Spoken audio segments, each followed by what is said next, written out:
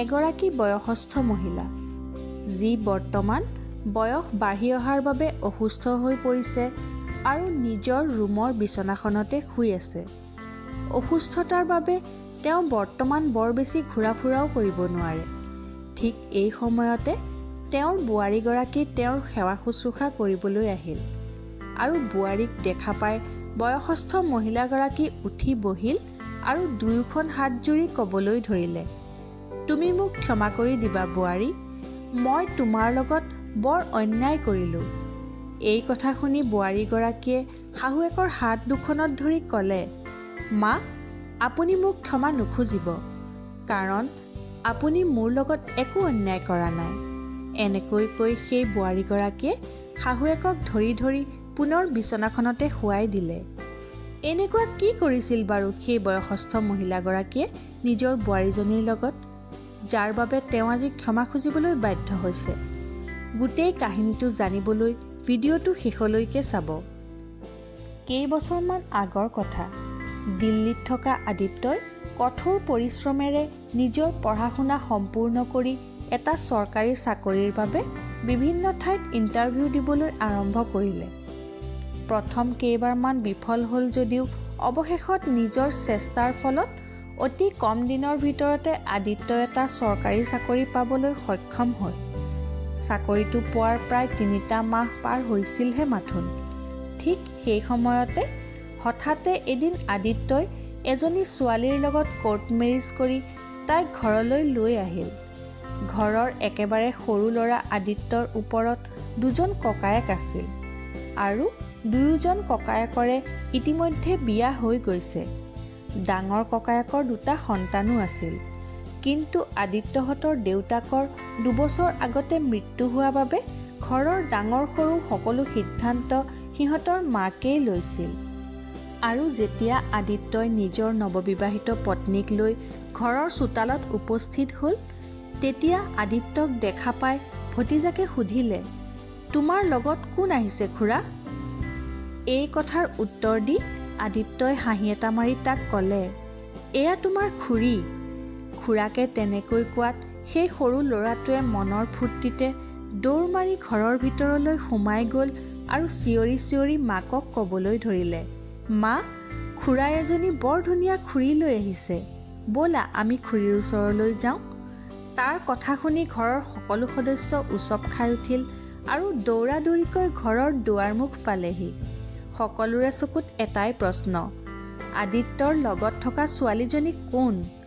এনেতে আদিত্যৰ মাক আগবাঢ়ি আহিল আৰু তাক সুধিলে, "বাবা, এওঁ কোন?" ইয়াৰ উত্তৰত আদিত্যই মাকক ক'লে, "মা, এয়া ছানিয়া। আমি দুয়ো কলেজত একেলগে পঢ়িছিলোঁ আৰু তেতিয়াৰে পৰা আমাৰ মাজত ভালপোৱা গঢ়ি উঠিছিল। কিন্তু আমি সিদ্ধান্ত লৈছিলোঁ যে আমি তেতিয়াহে বিয়াত বহিম যেতিয়া আমি দুয়ো নিজৰ ভৰিত থিয় হ'ম। 6 মাহ আগতে ছানিয়াৰ এটা চাকৰি হ'ল আৰু এতিয়া ময়ো যিহেতু চাকৰিত জইন কৰিলোঁ, সেয়ে দুয়োৱে বিয়াত বহাৰ সিদ্ধান্ত ল'লোঁ।" মাকে আদিত্যৰ কথাবোৰ মনে মনে শুনি আছিল, কিন্তু ছোৱালীজনীৰ নামটো আদিত্যই ছানিয়া বুলি কোৱাৰ বাবে মাকে তাক সুধিলে, "বাবা, এইবোৰ তই ধেমালি কৰি থকা নাইতো? কি কৈ আছ তই এইবোৰ?" তেতিয়া আদিত্যই ক'লে, "নাই মা, এইজনী সঁচাকৈয়ে তোমাৰ বোৱাৰী। এইয়া আমাৰ কোৰ্ট মেৰিজৰ কাগজ। মই সঁচাকৈয়ে ছানিয়াক বিয়া পাতিছোঁ।" এই বুলি কৈ আদিত্যই হাতত থকা কাগজখিনি মাকৰ ফালে আগবঢ়াই দিলে। বিয়াৰ কাগজখিনি দেখা পাই আদিত্যৰ মাক খঙত অগ্নিশৰ্মা হৈ পৰিল আৰু ক'লে, "তই এয়া কি কৰিলি? এগৰাকী মুছলমান ছোৱালী বিয়া কৰাই তই মোৰ ধৰ্ম ভ্ৰষ্ট কৰিলি আৰু এতিয়া ভাবিছ মই তাইক মোৰ ঘৰত থাকিবলৈ দিম? এইটো মই কেতিয়াও হ'বলৈ নিদিওঁ। তাইক তই য'ৰ পৰা আনিছ তাতেই থৈ আহগৈ, আৰু তই যদি তাইক থৈ আহিব নোৱাৰ, তয়ো তাইৰ লগতে গুচি যা। এই ঘৰখনত তহঁতৰ কোনো স্থান নাই।" মাকৰ কথাবোৰ শুনি আদিত্য বৰ আচৰিত হ'ল, কাৰণ ঘৰৰ সৰু ল'ৰা হোৱাৰ বাবে মাকে প্ৰায় সকলো কথাতে আদিত্যৰ পক্ষ লৈছিল। মাকে তাক বৰ মৰমো কৰিছিল, কিন্তু আজি এজনী মুছলমান ছোৱালী বিয়া পতাৰ বাবে মাকে তাক এনেকৈ কৈছে, আদিত্যই মাকক আকৌ এবাৰ অনুৰোধ কৰি ক'লে, মা, তুমি এনেকৈ কিয় কৈছা? তুমি ঘৰৰ পৰা উলিয়াই দিলে আমি ক'লৈ যাম? কিন্তু মাকে আদিত্যৰ কথাত গুৰুত্বই নিদিলে আৰু ক'লে, সেইবোৰ মই নাজানো। তই যদি এইখন ঘৰত থাকিব বিচাৰ তেন্তে এই ছোৱালীজনী থৈ আহগৈ, আৰু তাইক যদি এৰিব নোৱাৰ তেন্তে গেটখন খোলা আছে। মই ভাবি ল'ম যে মোৰ দুটাই ল'ৰা আছিল আৰু তয়ো আমি মৰা বুলি ধৰি ল'বি। এনেকৈ কৈ মাকে আদিত্য আৰু ছানিয়াক ঘৰৰ পৰা উলিয়াই দিলে। মাকৰ এই সিদ্ধান্তৰ ওপৰত আদিত্যৰ ককায়েক বৌয়েক কোনেও মাত মাতিবলৈ সাহ কৰা নাছিল। আদিত্যই সেমেকা মনেৰে ছানিয়াৰ হাতত ধৰি ঘৰৰ পৰা ওলাই আহিল। ছানিয়াই আদিত্যৰ চকুত চকুপানী দেখা পাই বুজিব পাৰিছিল যে আদিত্যই ঘৰ এৰিব লগা হোৱাৰ বাবে মনতে বৰ দুখ পাইছে। ছানিয়াই আদিত্যক ক'লে, এতিয়াও একো হোৱা নাই আদিত্য। তোমাৰ যদি ঘৰ এৰিবলৈ মন নাই মোক কোৱা, কাৰণ মোৰ ঘৰত এতিয়াও গম পোৱা নাই যে মই বিয়া হ'লোঁ। সেয়ে তুমি তোমাৰ ঘৰলৈ গুচি যোৱা আৰু ময়ো মোৰ ঘৰলৈ গুচি যাম। এই কথা শুনি আদিত্যই ছানিয়াক ক'লে, এইবোৰ কি কৈছা তুমি? মই তোমাক এনেকৈ এৰি দিবলৈ বিয়া পতা নাই। পৰিয়ালে সমৰ্থন কৰা নাই বুলিয়েই মই তোমাক এৰি দিব নোৱাৰোঁ। আমি দুয়ো অকলেই আন কোনো ঠাইত আমাৰ সংসাৰখন আৰম্ভ কৰিম। এনেকৈ কৈ আদিত্যই এটা ভাড়াঘৰ লৈ তাত নিজৰ বৈবাহিক জীৱনৰ আৰম্ভণি কৰিলে। এনেকৈ প্ৰায় 2টা বছৰ পাৰ হ'ল। আদিত্য আৰু ছানিয়া দুয়ো চাকৰিয়াল হোৱাৰ বাবে দুয়োৱে সেই 2টা বছৰৰ ভিতৰত নিজাকৈ মাটি কিনি ঘৰ এটাও বনাই ল'লে। দুয়োৱে নিজৰ এই সৰু সংসাৰখনত বৰ সুখেৰে দিনবোৰ পাৰ কৰিছিল যদিও আদিত্যই মাজে মাজে মাকলৈ মনত পেলাই মন মাৰি থকাৰ কথাটো ছানিয়াৰ চকুৰ পৰা সাৰি যোৱা নাছিল। আদিত্যৰ এই অৱস্থা দেখা পাই ছানিয়াই আদিত্যক কৈছিল, মালৈ যদি ইমানকৈ মনত পৰিছে যোৱা আৰু মাক এবাৰ চাই আহাগৈ। মই বেয়া নাপাওঁ নহয়। আদিত্যয়ো কেতিয়াবা এনেকৈ ঘৰলৈ মনত পৰিলে গাড়ী এখন লৈ যায় আৰু ঘৰৰ পৰা অলপ দূৰত গাড়ীৰ ভিতৰতে বহি ঘৰৰ ফালে চাই থাকে আৰু ঘৰৰ মানুহ দেখাৰ পিছত পুনৰ ঘূৰি গুচি আহে। ছানিয়াই মাজে মাজে আদিত্যক কৈছিল, আমি আকৌ এবাৰ মাক ক্ষমা খোজোগৈ ব'লা। কিজানি মায়ে আমাক ক্ষমা কৰি দিয়ে। কাৰণ ছানিয়াই জানিছিল যে এটা ইমান ডাঙৰ পৰিয়াল থাকিও অকলে থকাটো কিমান কষ্টকৰ। এনেকৈ আৰু কেইটামান বছৰ পাৰ হ'ল আৰু এই সময়খিনিৰ ভিতৰত আদিত্য আৰু ছানিয়া 2টা সন্তানৰ পিতৃ মাতৃও হ'ল। আদিত্যই ঘৰ এৰি অহাও প্ৰায় 15টা বছৰ পাৰ হ'ল। কিন্তু ইমান বছৰ পিছতো এতিয়াও আদিত্য নিজৰ পৰিয়ালটোলৈ মনত পেলাই লুকাই লুকাই উচুপি থাকে।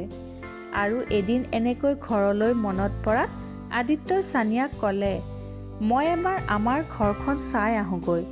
ছানিয়াই কোনোদিন আদিত্যই এনেকৈ যাবলৈ ওলালে মানা কৰা নাছিল। কাৰণ ছানিয়াই সদায় বিচাৰি আহিছে যে আদিত্য পুনৰ ঘৰখনলৈ ঘূৰি যাওক আৰু আদিত্যৰ মাকেও সকলো পাহৰি সিহঁতক আপোন কৰি লওক। এইবাৰ আদিত্য প্ৰায় 2টা বছৰৰ পিছত এনেকৈ মাকহঁতক চাবলৈ গৈছিল। কিন্তু যেতিয়া আদিত্য নিজৰ পুৰণা ঘৰটোৰ সন্মুখ পালেগৈ তেতিয়া ঘৰটোৰ অৱস্থা দেখা পাই সি আচৰিত হৈ পৰিল। ঘৰটো দেখি আদিত্যৰ এনেকুৱা লাগিল যেন সেই ঘৰটোত এতিয়া কোনোৱেই নাথাকে। চোতালখনো গছৰ পাত পৰি একেবাৰে অপৰিষ্কাৰ হৈ আছে। ক'ত গ'ল মানুহবোৰ? আদিত্য বৰ চিন্তাত পৰিল। এনেতে আদিত্যই লক্ষ্য কৰিলে চুবুৰীৰ এজন চিনাকি মানুহ ৰাস্তাৰে ক'ৰবালৈ গৈ আছে। সি মানুহজনক মাত লগাই নিজৰ ঘৰখনৰ বিষয়ে কিবা এটা সুধিলে। তেতিয়া মানুহজনে তাক ক'লে, মই তোমালোকৰ ঘৰৰ কথা বৰ বিশেষ নাজানো, কিন্তু কিছুদিনৰ পৰা লক্ষ্য কৰিছোঁ তোমাৰ মাকহে মই দেখা পাওঁ। আন মানুহবোৰ বহুদিন হ'ল মই দেখা নাই আৰু নাজানো তেওঁলোক এতিয়া ক'ত থাকে। মানুহজনৰ কথাবোৰ শুনি আদিত্য আচৰিত হ'ল যে দাদা বৌহঁত ক'লৈ গ'ল? কি হৈছে আমাৰ ঘৰখনত?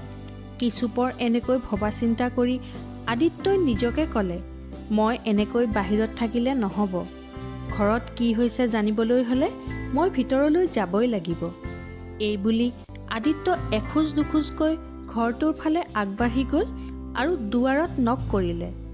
দুৱাৰত নক কৰাত ভিতৰৰ পৰা এগৰাকী বয়সস্থ মহিলাই মাত দিয়া আদিত্যৰ কাণত পৰিল। মহিলাগৰাকীয়ে কৈছিল, কোন আহিছা? গৈ আছোঁ ৰ'বা। আৰু সেই মহিলাগৰাকীৰ কথাকেইটা শুনি আদিত্যৰ গাটো জিকাৰ খাই উঠিল আৰু ভাবিলে, মায়ে বাৰু মোক দেখা পাই কি কৰিব? তেওঁ বাৰু এতিয়াও মোলৈ খং উঠি আছেনে? তেওঁ বাৰু মোক ক্ষমা কৰিলেনে? এনেকৈ ভাবি থাকোঁতেই হঠাৎ দুৱাৰখন খোল খালে আৰু ইমান বছৰৰ মূৰত সন্মুখত নিজৰ আটাইতকৈ সৰু ল'ৰাটো দেখা পাই আদিত্যৰ মাকে তাক সাবটি ধৰি হুকহুকাই কান্দিবলৈ ধৰিলে। মাকৰ অৱস্থা দেখা পাই আদিত্য আচৰিত হ'ল। চকু পানী মুচি দি আদিত্যই তেওঁক সুধিলে, মা, তোমাৰ কি হৈছে আৰু তুমি কিয় এনেকৈ কান্দিছা? ইয়াৰ উত্তৰত মাকে ক'লে, নাই, একো হোৱা নাই। তই কচোন, তই ঠিকে আছনে?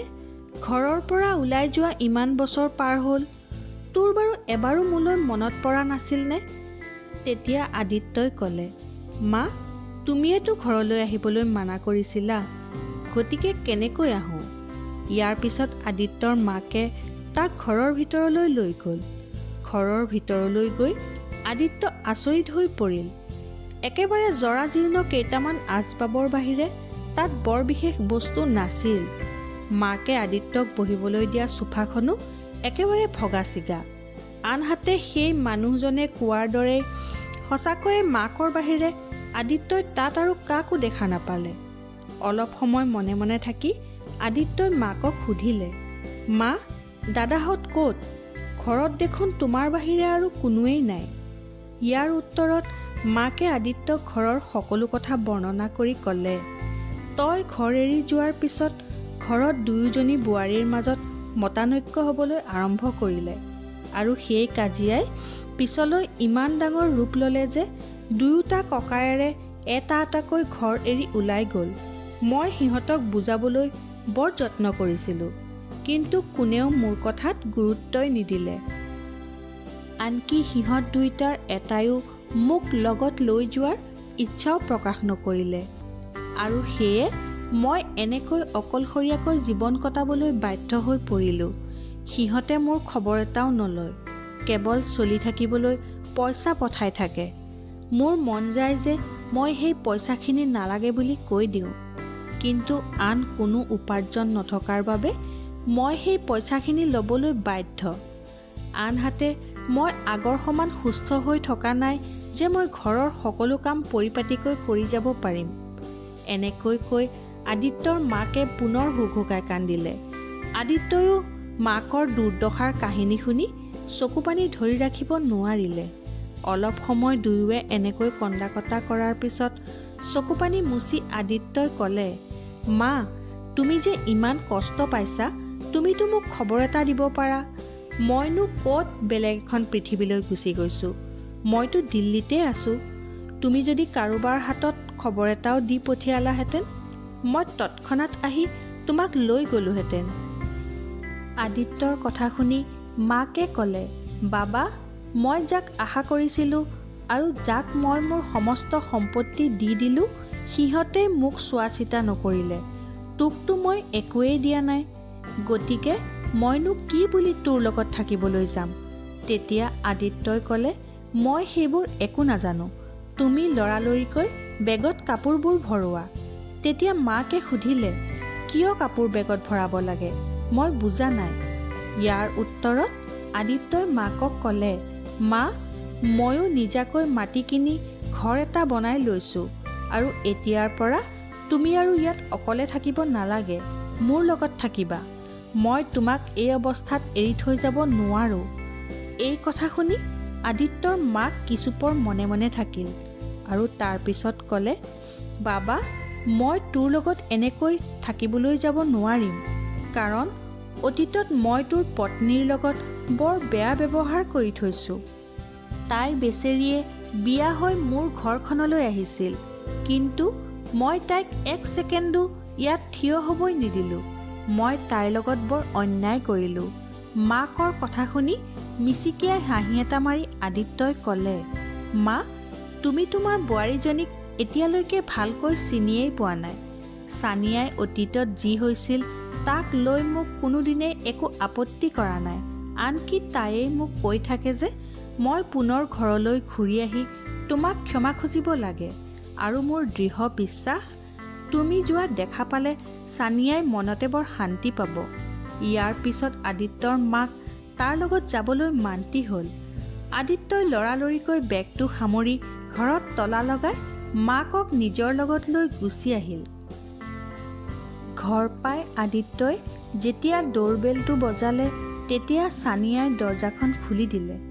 আৰু দৰজাখন খুলিয়েই শাহুৱেকক সন্মুখত দেখা পাই ছানিয়াই তৎক্ষণাত শাহুৱেকৰ ভৰি চুই সেৱা জনাই দুয়োকে ভিতৰলৈ লৈ গ'ল। বোৱাৰীৰ সংস্কাৰ দেখা পাই আদিত্যৰ মাকৰ চকুপানী বৈ আহিল আৰু ক'লে, মাজনী, মোক ক্ষমা কৰি দিয়া। মই বৰ ডাঙৰ ভুল কৰিলোঁ। কেৱল মুছলমান হোৱাৰ বাবে মই তোমাক ঘৰৰ ভিতৰলৈ সোমাবলৈকে নিদিলোঁ। তেতিয়া ছানিয়াই শাহুৱেকক সাবটি ধৰি ক'লে, আপুনি কিয় ক্ষমা খুজিছে মা? মই একো কথাই ধৰি থকা নাই। আপুনি আমাৰ মা, আৰু মাকে কোৱা কথাত কোনেও বেয়া পাব নোৱাৰে। মই ইতিমধ্যে সেইবোৰ পাহৰি পেলাইছোঁ। আপুনি ক্ষমা খোজাৰ কোনো প্ৰয়োজন নাই মা। এনেকৈ কৈ ছানিয়াই আদিত্যৰ মাকক ঘৰৰ ভিতৰলৈ লৈ গ'ল আৰু তেওঁৰ সেৱা শুশ্ৰূষাত ব্যস্ত হৈ পৰিল। শাহুৱেকক গা পা ধুই ভাল পৰিষ্কাৰ কাপোৰ এযোৰ পিন্ধিবলৈ দিলে ছানিয়াই। গা ধুই উঠাৰ পিছত আদিত্যৰ মাকক যেতিয়া আৰাম কৰিবলৈ বুলি বিচনালৈ লৈ গ'ল তেতিয়া ছানিয়াই লক্ষ্য কৰিলে যে সিহঁতৰ ল'ৰা ছোৱালীহালে দূৰৰ পৰা আইতাকৰ ফালে চাই আছে। ছানিয়াই দুয়োটাকে মাতি আনিলে আৰু ক'লে, এইজনী তোমালোকৰ আইতা। আইতাক সেৱা এটা কৰা। আৰু যেতিয়া দুয়োটা ল'ৰা ছোৱালীয়ে আইতাকক সেৱা কৰিলে তেতিয়া আদিত্যৰ মাকে দুয়োকে সাবটি লৈ হেঁপাহ পলুৱাই মৰম কৰিলে। আইতাকে মনতে ভাবিলে যে তেওঁ অকল ছানিয়া আৰু আদিত্যৰ লগতে অন্যায় কৰা নাই, তেওঁ এই কণমানি নাতি দুটাৰ লগতো বৰ অন্যায় কৰিলে। আজি তেওঁৰ কাৰণেই ইহঁত দুটাই নিজৰ ঘৰখনেই দেখা নাই। এইবোৰ কথা ভাবি ভাবি আদিত্যৰ মাকে পুনৰ উচুপি উচুপি কান্দিবলৈ ধৰিলে। তেওঁ কান্দি থকা দেখা পাই ছানিয়া আৰু আদিত্য দুয়ো কাষ চাপি আহিল আৰু তেওঁক মাজত বহুৱাই লৈ সুধিলে, মা, আপুনি কিয় বাৰে বাৰে কান্দি আছে? কি কথা ভাবি আপুনি ইমানকৈ দুখ কৰি আছে? আমাক কওকচোন। ইয়াৰ উত্তৰত মাকে ক'লে, মই ছানিয়াক আদৰি নলৈ যি ভুল কৰিলোঁ সেই কথা ভাবি মই এতিয়া বৰ লাজ আৰু দুখ পাইছোঁ। যাক মই মোৰ সকলো সম্পত্তি দি দিলোঁ আৰু যাৰ ওপৰত মোৰ ভৰসা আছিল সিহঁতে মোক আলাই আথানি কৰিবলৈ অকণো কুণ্ঠাবোধ নকৰিলে। আৰু তহঁত দুয়োটাই ঘৰৰ পৰা উলিয়াই দিয়া স্বত্তেও সকলো পাহৰি মোৰ সেৱা শুশ্ৰূষাত লাগি আছ। এই কথা শুনি আদিত্য আৰু ছানিয়াই তেওঁক ক'লে, মা, অতীতত যি হৈছিল সেই সকলোবোৰ কথা আমিও পাহৰিলোঁ আৰু আপুনিও পাহৰি পেলাওক। এতিয়াৰ পৰা আমি কেৱল আপোনাৰ মৰম আৰু আশীৰ্বাদ বিচাৰোঁ। আপোনাৰ আশীৰ্বাদ আমাৰ লগত থাকিলে আমাক কোনো সম্পত্তিৰ প্ৰয়োজন নাই। এনেকৈ কৈ আদিত্য আৰু ছানিয়া দুয়োৱে মাকক চকুপানী মুচি দি সাবটি ধৰিলে। প্ৰিয় দৰ্শক, আপুনি কাহিনীটো শুনি কেনেকুৱা পালে আমাক কমেণ্ট কৰি জনাব। যদি কাহিনীটো ভাল লাগিল লাইক কৰিব, শ্বেয়াৰ কৰিব আৰু আপুনি যদি আমাৰ চেনেলত নতুন তেন্তে চেনেলটো ছাবস্ক্ৰাইব কৰি দিবলৈ নাপাহৰিব। ভিডিঅ'টো শেষলৈকে চোৱাৰ বাবে ধন্যবাদ।